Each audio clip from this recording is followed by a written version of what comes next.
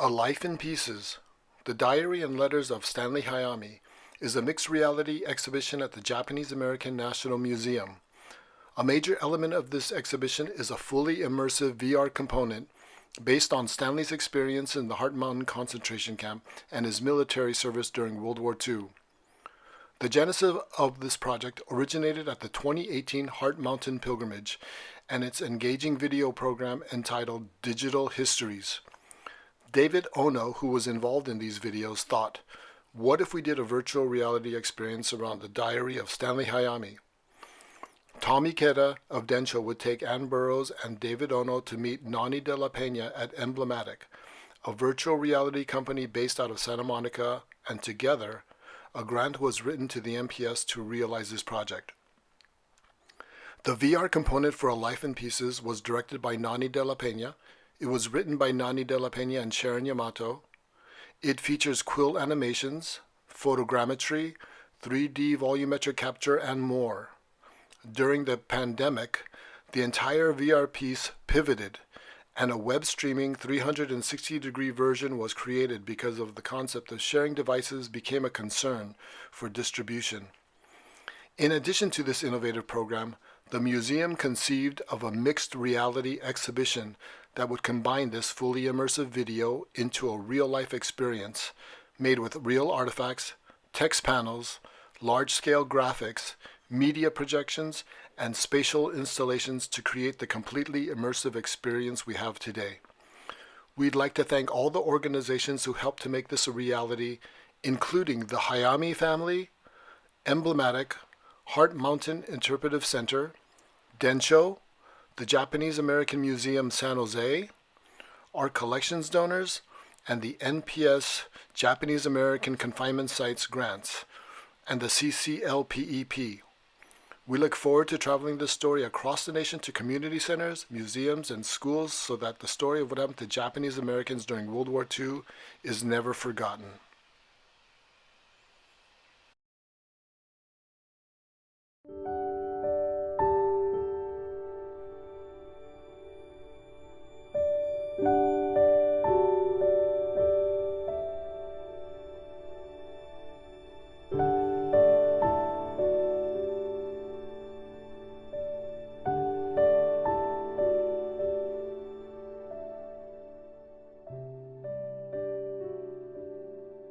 Well, I think Grandma Hayami had it.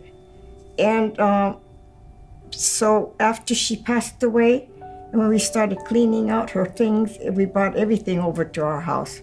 And we were sorting through, and then Walt found it. And she says, oh yeah, I remember Stanley writing in this. It was in a basket, that basket we still have, in a little briefcase, like suitcase thing. And I just started reading it. I didn't know what it was. And it took about 2-3 days. I just kept going back there and reading it and reading it. I didn't know about it, but after I found it, they said, oh yeah, that's Uncle Stanley's diary. I don't know if I took it to school too, but maybe one of us took it to school to share. After I read it, I brought it up and said, hey, you guys know this was back there? And they said, yeah, we know. So it's like just being discovered again for the second or third time. My dad was the oldest.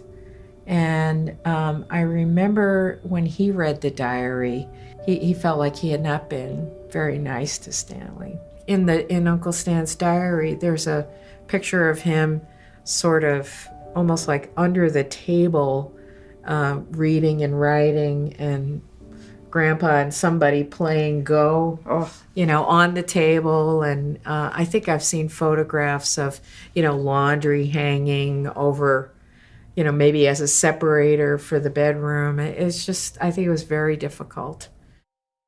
I don't know, Walt always thought it would be the best thing to give to the museum. Joanne would never have run across it. That's if right. we kept it in the family.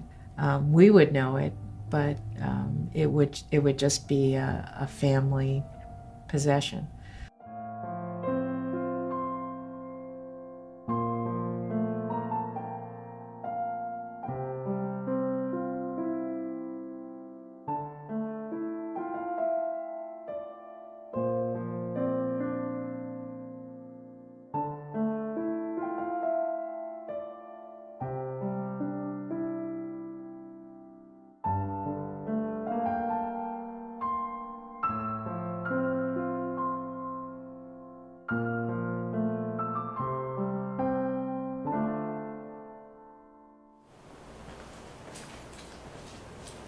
Hi, my name's Clement Hanami, and I'd like to welcome you to A Life in Pieces, the diary and letters of Stanley Hayami.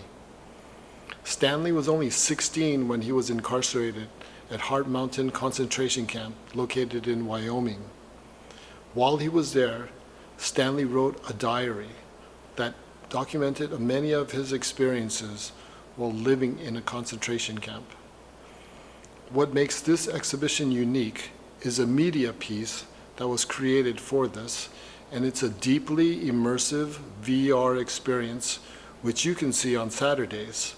You can make reservations on janum.org, or by walk-in, you're able to get available spaces inside the gallery. We also have the same media piece in a single-channel video presentation in our orientation theater, which you can see on a continuous loop throughout the day. And then the third way you can view it is by using your smartphone and watching it on YouTube as a 360 video. And I'm going to show you a little bit about how you might access that using your smartphone. Once you're inside the exhibition, you'll notice that there are QR codes throughout the gallery. The way you want to access these is by using your smartphone. You want to go ahead and select the camera application. You want to point your phone at this QR code and it will bring up a banner. You want to go ahead and touch the banner. It's going to open up the program in Safari, which is the web browser on my phone. You want to then touch play in app.